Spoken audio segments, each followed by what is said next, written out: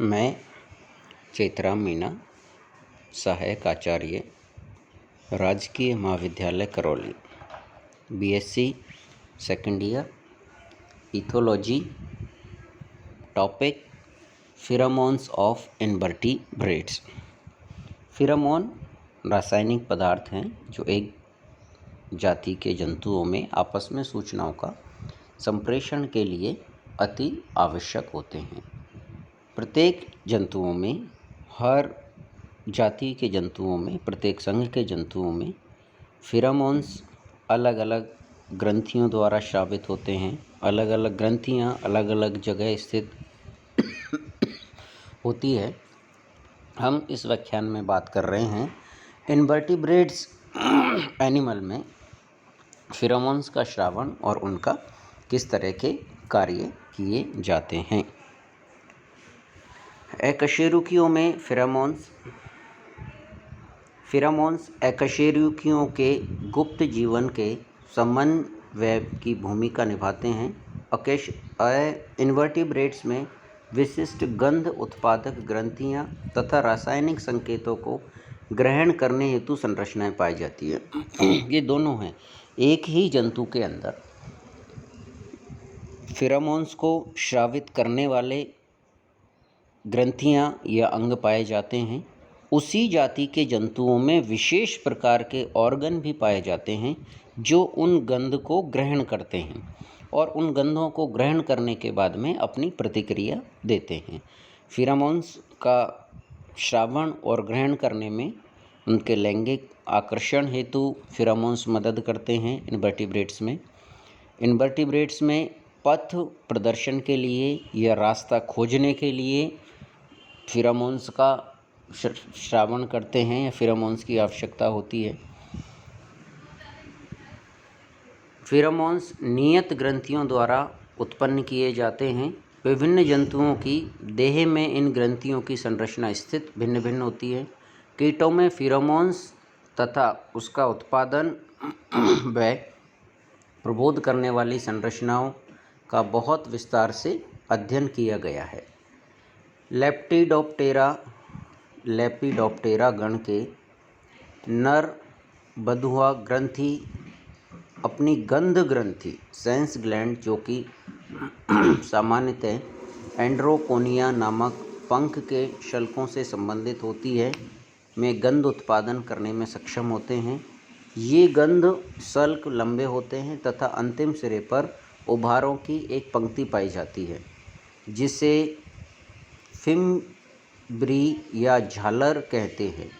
इन संरचना द्वारा उत्पन्न फिरामोन्स इनकी झालरों से वाष्पीकृत होते हैं। अधिकांश फिरामोन जिनकी हम जो बात करें वो वाष्पीकृत होते हैं। वाष्पीकृत होने से फ़ायदा ये है फिरामोन्स का, ये एक विशेष लक्षण है फिरामोन्स का, जिससे फिरामोन्स एक जगह से दूसरी जगह तक उड़ के वाष्पित होकर जो है वो दूर तक चले जाते हैं। यदि फिरामोन्स एक ही जगह पर रहेंगे तो उससे जो सूचनाओं का संचरण होना है वो कम होगा और उनका जो प्रभाव है वो भी कम हो जाएगा। इन जंतुओं में जो गंध स्थलों का इत्र एवं वृषों द्वारा विकिरण होता है, जो कि जनद अंगों से संबंधित होते हैं, इनमें अंग झड़ जाते हैं। चिबुकीय ग्रंथि सिर में तथा नेसेवोन 1882 ने पहली बार इनका वर्णन करने वाले रूसी वैज्ञानिक के रूप में जाना जाता है।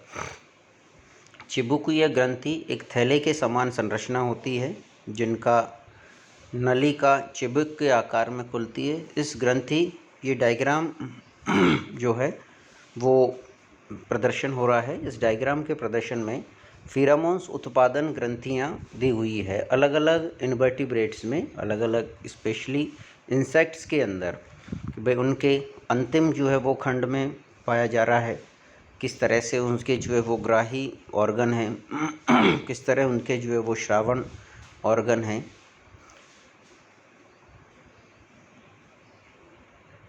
अलग नेसोनोफ की ग्रंथि 6 व 7 के उदरीय खंड के बीच में पाई जाती है और जिनके द्वारा भी फेरोमोन्स का उत्पादन किया जाता है। एक विशेष ये डायग्राम में चींटियों में फेरोमोन्स उत्पादक ग्रंथियाँ। चींटियों में अनेक फेरोमोन्स उत्पन्न करने वाली ग्रंथियाँ होती है। उदाहरण के लिए चिबुकीय ग्रंथि व इसके आश्रय ओष्ठीय ग्रंथि, पश्च पार्श्व ग्रंथि, पावन की ग्रंथि, ड्यूफोर ग्रंथि, गुदीय ग्रंथि व इनके आश्रय।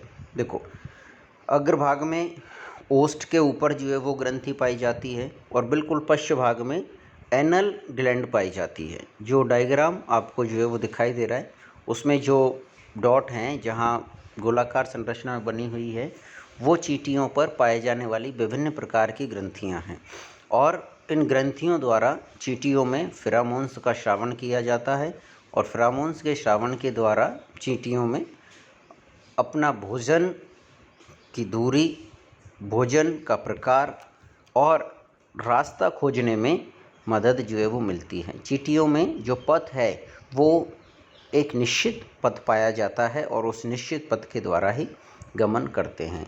फेरोमोन्स प्रबोधक अंग ऑगस्ट फोरेल नामक स्विट्जरलैंड के महान कीट वैज्ञानिक ने 18वीं शताब्दी के अंत में चींटियों व अन्य कीटों की श्रृंगिकाओं पर विभिन्न संरचनाओं की खोज की जो रासायनिक पदार्थों को ग्रहण करने के लिए कार्य करती है। देखो, जब तक फेरोमोन्स को किसी दूसरे जंतु द्वारा, उसी जाति के दूसरे जंतु द्वारा ग्रहण नहीं किया जाएगा, जब तक किसी तरह की कोई प्रतिक्रिया जो है वो प्रदर्शित नहीं होनी है।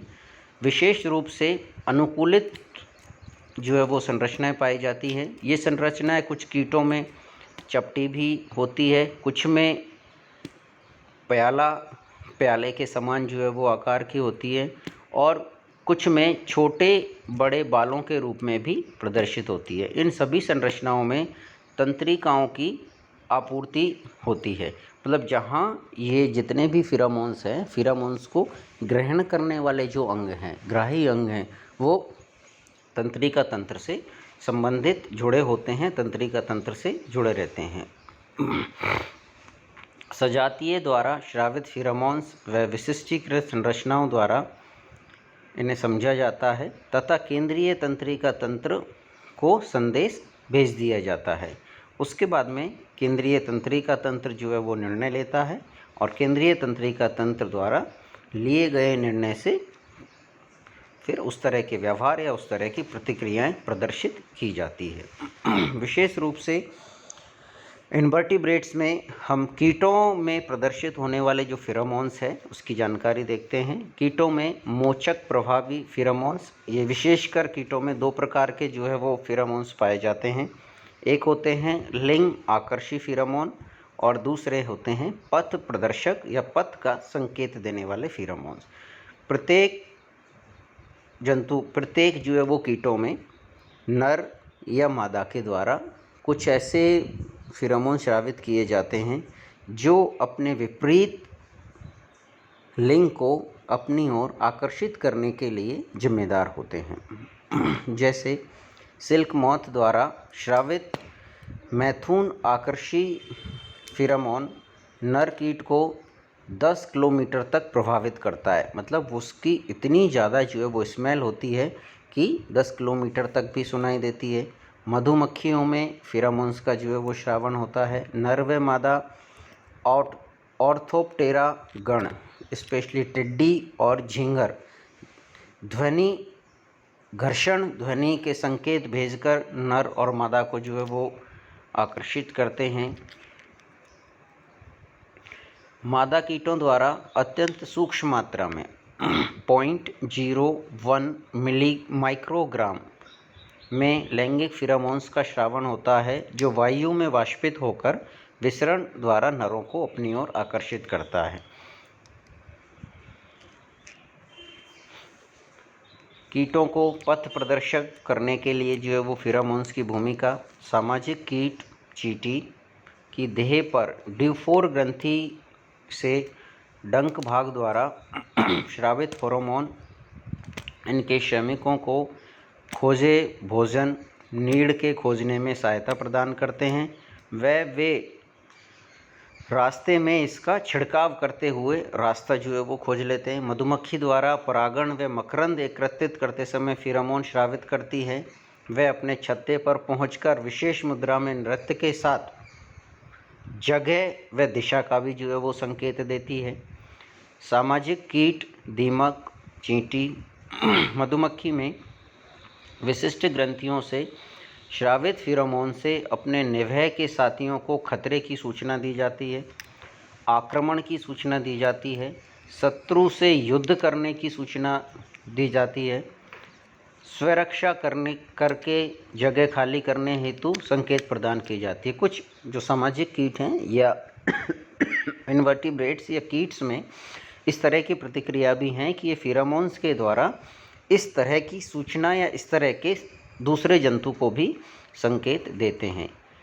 कीटों में परिपक्वन फेरोमोन्स सामाजिक कीट मधुमक्खी बर चींटी दीमक में मादा जिसे रानी कहते हैं विशेष प्रकार का फेरोमोन स्रावित करती है जो निवह में परिपक्व होने वाले नर श्रमिक व अन्य मादाओं को विकास को नियंत्रित करती हैं। जैसे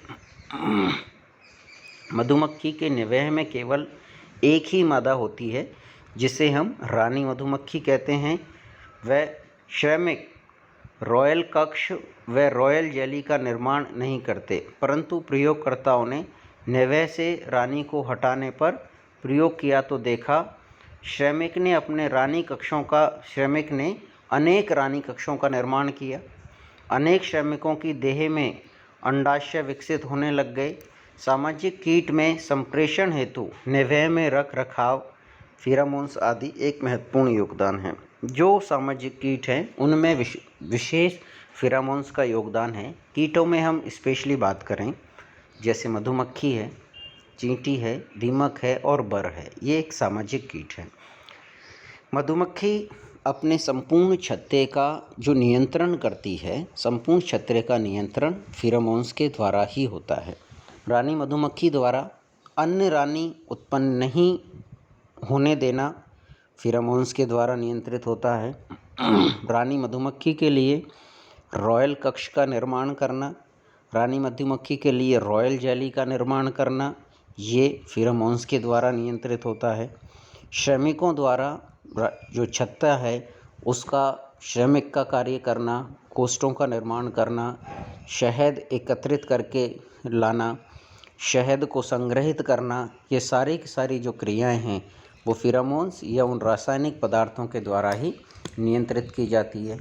इसी तरह से दीमक और चींटी के अंदर रास्ता खोजने के लिए और जो पूरा छत्ता है, पूरा जो समूह है उनका सामाजिक समूह, उस पर नियंत्रण करने के लिए, श्रमिकों को कार्य करने के लिए आदि हेतु फेरोमोन्स का इनवर्टिब्रेट्स और इंसेक्ट्स में बहुत महत्वपूर्ण योगदान होता है। धन्यवाद।